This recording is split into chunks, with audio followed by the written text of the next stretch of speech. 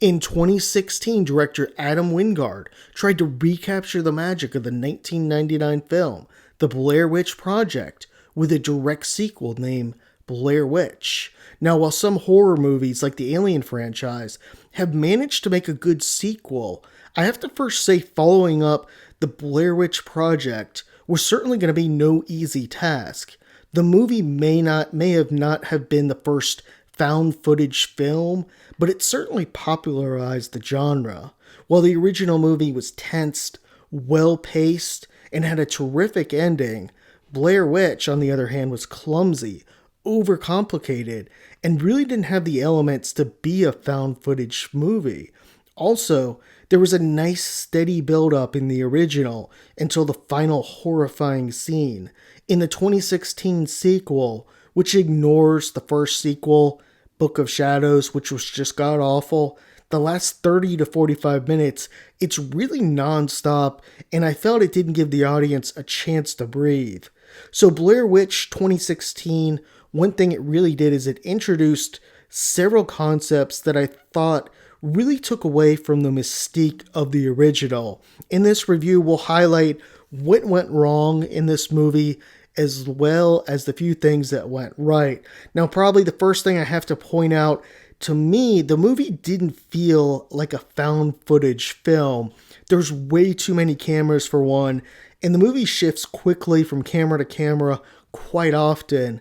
Now, the original Blair Witch Project was so terrific because the footage actually looked like, well, video footage. At the same time that this came out, that movie came out in 1999, this was when people still used AOL dial-up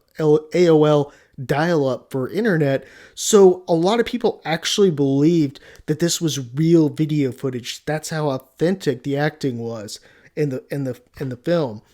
Now, in addition to this, Blair Witch introduces a number of new things and I think tries to answer too many questions. One, and probably most noteworthy, is the Blair Witch appears to be able to manipulate both space and time.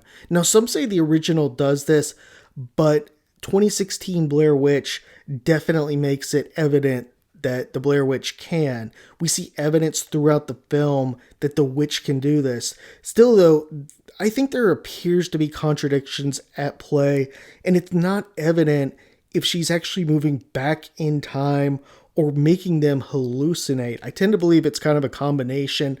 Now, for example, early in the film, we see a tree struck by lightning that the characters discuss. Later at the end of the movie, though, we see the same tree right near the infamous house that the authorities couldn't find. So was the house there all along, and was the witch able to hide it from anyone, including the search parties looking for Heather and her friends? Or did the witch actually send the group back in time? That would explain why the house was never found. It's not really clear to me, the answer to that question. Now, more evidence of time manipulation is when we see Lisa's going through the home and she captures the same footage that James, who's Heather's brother, sees before they actually go out into the woods. This means the Blair Witch grabbed their footage and then was able to go back, plan it, and lure them there.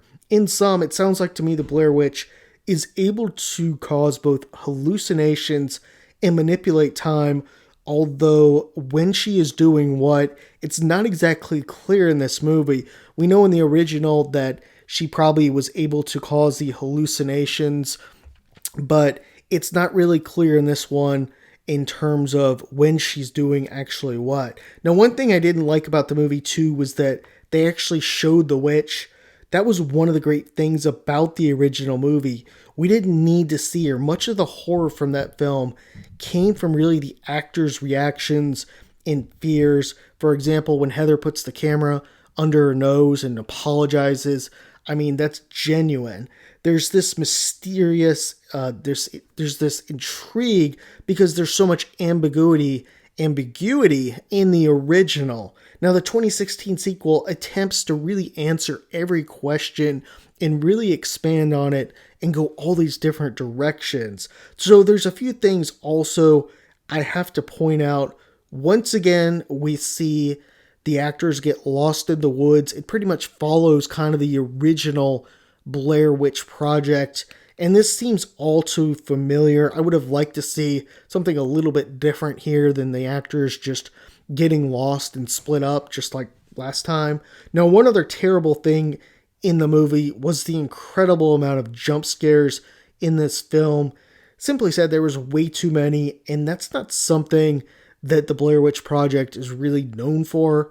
So, in sum, the movie I didn't think was terrible by any means, and certainly was a lot better than Book of Shadows. My God. Still, it was a massive step down from the original.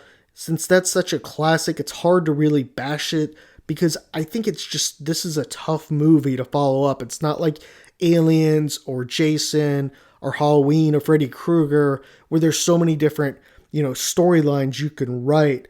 I think they tried to answer many questions around the Blair Witch. And the mystique, in my opinion, that's what makes the Blair Witch so scary. All this said, I'm not really sure the Blair Witch will ever be able to make a decent sequel. Again, it's not like a lot of these other movies like Friday the 13th or Alien, where there's so many different directions and possibilities. Anyhow, if you saw this movie, definitely chime in. Let me know what you thought. Let me know, especially with the space and time stuff. I wasn't sure about a lot of that stuff that was happening. Appreciate it.